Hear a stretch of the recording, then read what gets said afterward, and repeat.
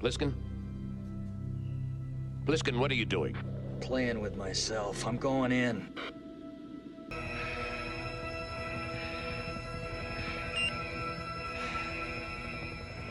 You gonna kill me now, Snake? I'm too tired. Maybe later. One man, one city, one impossible mission.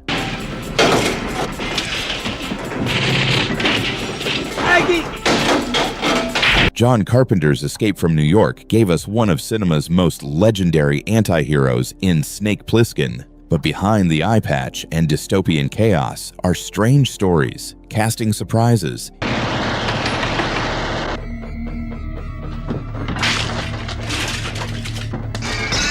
and wild production choices that most fans never knew about. From bizarre set locations to unexpected Hollywood connections, the making of this cult classic was just as crazy as the film itself. Come out now.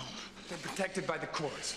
15 minutes before the last hour's up, we can neutralize... Here are 20 weird facts you didn't know about Escape from New York 1981. Number 1. Escape from New York was filmed in St. Louis because of a disaster. Even though Escape from New York is set in the Big Apple, much of the film wasn't shot there at all. Director John Carpenter explained that filming the big action sequences in New York City would have been impossible. It would have tied up the whole city too much. Instead, the crew scouted around for an alternative location that could double as a decayed post-apocalyptic Manhattan. They found it in St. Louis, Missouri.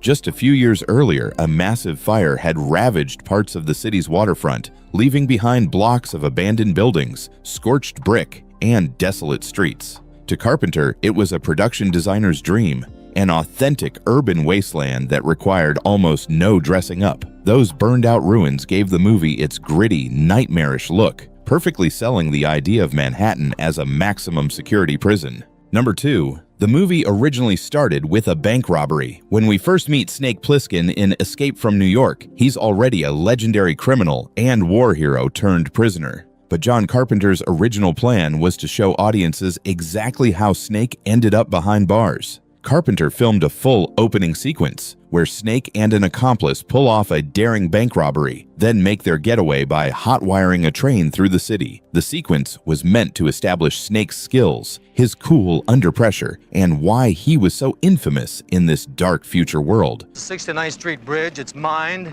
but I know where they're planted. We got a diagram from a guy that got all the way across. But during test screenings, the scene backfired. Instead of building excitement, audiences found the sequence confusing and thought it slowed down the film's momentum. Carpenter made the tough call to cut it entirely. Today, fans only know Snake as the hardened prisoner we meet at the prison transfer station, adding to his mysterious legend. Number 3. Snake Plissken was a real person. The name Snake Plissken sounds like something straight out of a comic book, but John Carpenter actually borrowed it from real life. According to Carpenter, there really was a man who went by the nickname Snake Plissken. Carpenter first heard the unusual name through a mutual acquaintance and was so struck by its gritty, dangerous vibe that he decided it was perfect for his anti-hero. The real Plissken reportedly had a snake tattoo and a tough, rebellious reputation. Come out now. They're protected by the courts. 15 minutes before the last hour's up, we can neutralize... Which only made the name fit even better for Kurt Russell's eye-patched outlaw. Though not much else is known about the real-life Snake, Carpenter has admitted that once he heard the name, he couldn't imagine calling the character anything else. It was too unique, too bold, and too unforgettable. Exactly the kind of name destined to become a cult icon. Number 4. John Carpenter had to fight to cast Kurt Russell. Today, it's impossible to imagine anyone but Kurt Russell as Snake Plissken, but at the time, casting him was a major gamble. Before Escape from New York, Russell was best known for his work in Disney family films, often playing clean-cut, wholesome characters. The studio worried audiences wouldn't buy him as a grizzled, one-eyed outlaw in a dystopian prison city. Executives pushed for more established tough guy actors like Charles Bronson, Tommy Lee Jones, or even Clint Eastwood. But John Carpenter had worked with Russell on Elvis 1979 and knew he had the range and intensity to bring Snake to life. Carpenter fought hard against studio resistance, insisting Russell was the only choice. Eventually he won, and Russell's gritty, understated performance silenced every doubt. You gonna kill me now, Snake? I'm too tired. Maybe later. Not only did he redefine his career, but he also created one of cinema's most iconic anti-heroes. If you're enjoying this so far, hit that like button and subscribe for more awesome movie facts. And tell us in the comments, what movie brings you the most nostalgia, and which one should we cover next? Number 5. James Cameron was part of Escape from New York's crew. Before becoming one of the most powerful directors in Hollywood, James Cameron was just another hungry filmmaker trying to break into the industry, and he got his start behind the scenes on Escape from New York. At the time, Cameron was working for Roger Corman's New World Pictures, which specialized in low-budget genre films. Carpenter brought him on as a special effects artist, where Cameron helped design and paint the futuristic New York cityscapes that appear in the movie's matte shots and visual effects sequences. These early contributions showcased his eye for detail and technical innovation, skills he'd later bring to the Terminator and Aliens. It's a wild thought that the man who would one day create Titanic and Avatar once helped John Carpenter turn St. Louis into a grim, decayed Manhattan prison. Number 6. Snake Plissken's eye patch was Russell's idea. Snake Plissken's look is instantly recognizable. The long hair, the black tactical gear, and especially that iconic eye patch. But that final touch didn't come from John Carpenter or the costume department. It was Kurt Russell's idea. Russell suggested the eye patch as a way to make Snake stand out visually and to give him a hardened, battle-worn edge. Who? The president. He really here? Somewhere. Carpenter loved the idea, and it quickly became a defining trait of the character. Of course, the eye patch made filming more difficult, since Russell had to perform all his stunts and action scenes with half his depth perception. Still, he stuck with it, believing it was worth the challenge to cement Snake's image. Today, it's hard to picture Snake Plissken without the eye patch. It's a small detail that turned into one of the most iconic accessories in movie history. Number 7. The crew was given unprecedented access to Liberty Island. Since Escape from New York begins with Snake being brought into Manhattan's massive prison, John Carpenter wanted the opening to feel authentic. To achieve this, the production was granted rare access to shoot on Liberty Island itself. At the time, filming there was practically unheard of, as security around the Statue of Liberty was extremely tight. Carpenter and his crew were allowed to set up equipment, film at night, and even use the island's ferry system for transporting cast and crew. It added a sense of realism to Snake's introduction that couldn't have been achieved on a studio backlot. Having the movie open with shots at such an iconic location gave the story instant credibility and set the tone for the gritty adventure to come.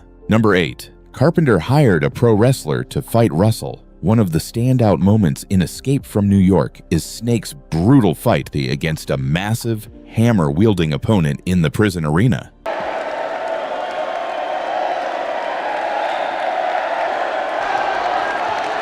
To make the scene as intense and believable as possible, John Carpenter didn't cast a stuntman or actor. He hired professional wrestler Ox Baker, known for his size, intimidating presence, and violent in-ring persona. Baker was perfect for the role of Snake's executioner. The fight was choreographed to look messy and raw, but Baker's sheer strength made it more dangerous than expected. Russell later admitted that some of the hits were uncomfortably real, and performing the scene while wearing Snake's eye patch made it even harder. The result, though, was one of the movie's most memorable sequences, an authentic showdown that gave audiences a taste of Snake's survival instincts in action.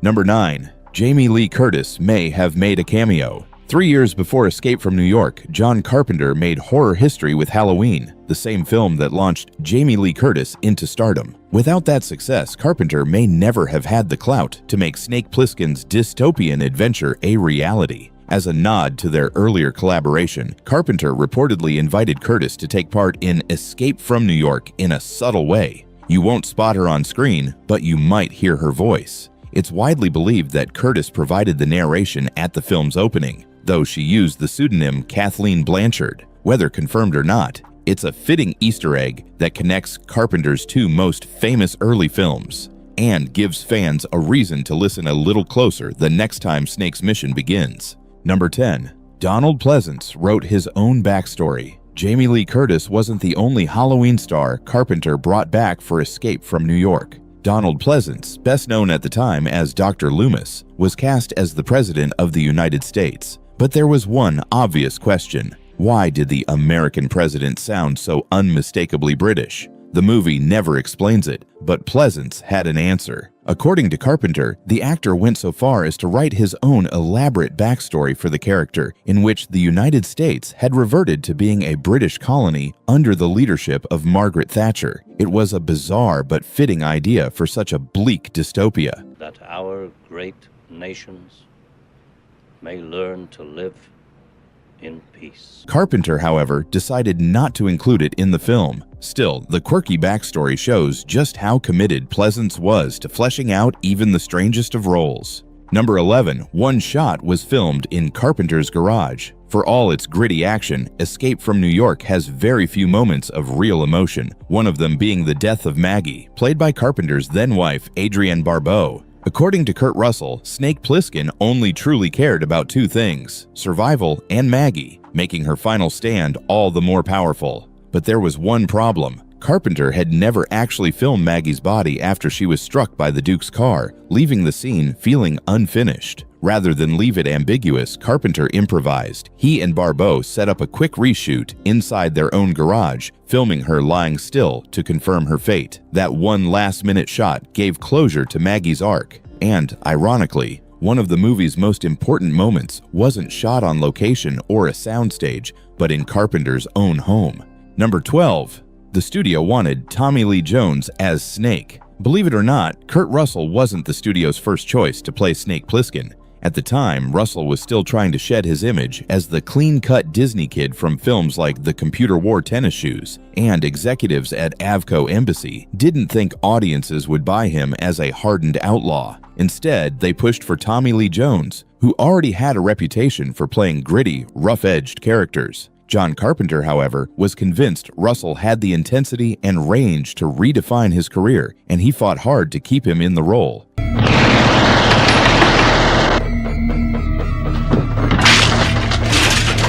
In the end, Carpenter's instincts proved right. Russell not only silenced every doubt, but turned Snake into one of the most iconic anti-heroes in cinema history, forever tied to his name. Number 13. The wireframe graphics weren't computer-generated. In Escape from New York, one of the coolest futuristic visuals is the glider's computer display showing a 3D wireframe map of Manhattan. Plissken? Plissken, what are you doing? Playing with myself. I'm going in.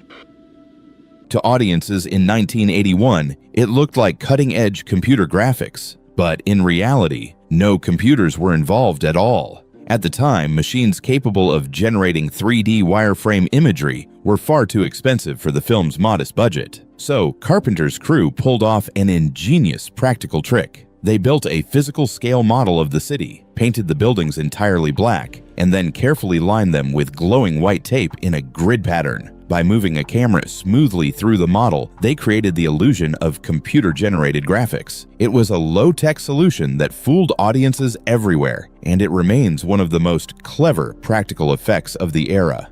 Number 14. Only one scene was actually filmed in New York.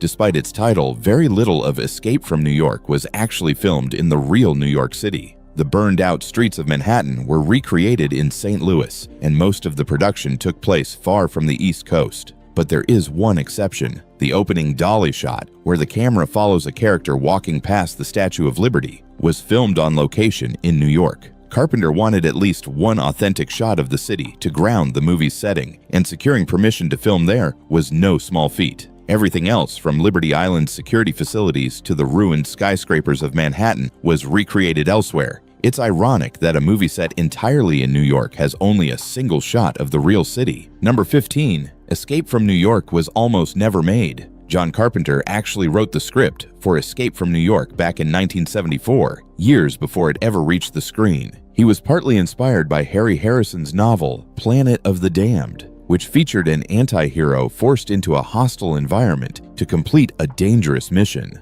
Carpenter took that concept and reimagined it as Manhattan turned into a maximum security prison, with Snake Plissken as the reluctant hero. But when Carpenter first shopped the script around, it was dismissed as too dark, too violent, and too cynical to ever be made into a movie. Years later, when Carpenter was stuck trying to finish a third act for another project, The Philadelphia Experiment, he pulled the old script back out. Instead of pitching the half-finished film, he pitched Escape from New York. And this time, the studio said yes.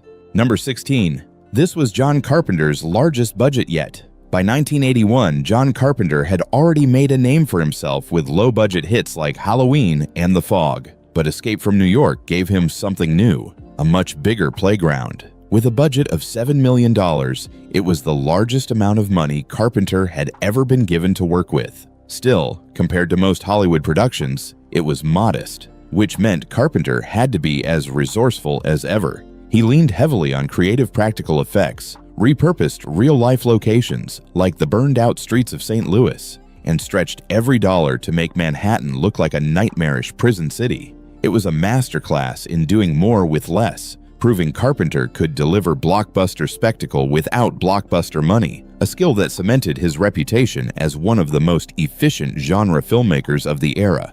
Number 17. The model city was reused in Blade Runner. Creating a believable post-apocalyptic New York on a modest budget was no easy feat, so the production team built a detailed model city for many of Escape from New York's wide establishing shots. Painted and lit to resemble a decayed Manhattan, the miniature helped sell the illusion of snake flying over a futuristic prison city. But once Carpenter's crew wrapped, the model didn't just get packed away. Instead, it was repurposed by another legendary sci-fi film, Ridley Scott's Blade Runner 1982. The model was repainted, redetailed, and dressed with new futuristic touches to create Los Angeles in the year 2019. It's a fascinating piece of movie history, two radically different cult classics, one dystopian New York and one neon-drenched Los Angeles, both born from the very same miniature cityscape. Number 18. Lee Van Cleef struggled to film his scenes. Lee Van Cleef, best known for his iconic spaghetti western roles in The Good, The Bad, and The Ugly, and For a Few Dollars More, brought gravitas to Escape from New York as Bob Houck, the hard-edged police commissioner. But behind the scenes, Van Cleef was in rough shape.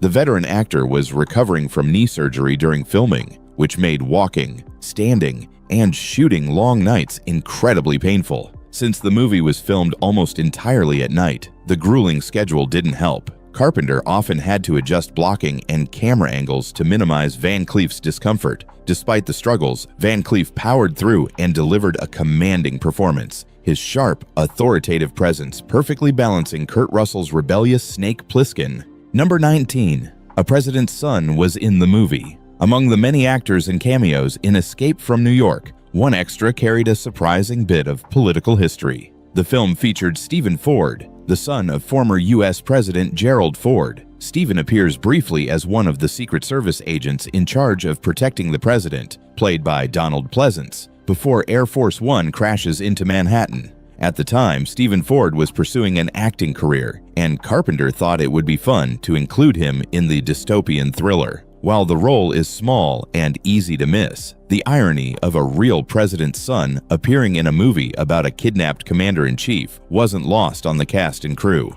It's a little slice of trivia that makes rewatching the film even more fun for sharp-eyed viewers. Number 20. Russell refused to flick his cigarette at the president. One of the most memorable aspects of Snake Plissken is his total disregard for authority, and John Carpenter wanted to push that even further. In the script, there was a moment where Snake was supposed to flick his cigarette butt directly at the president after their mission was complete.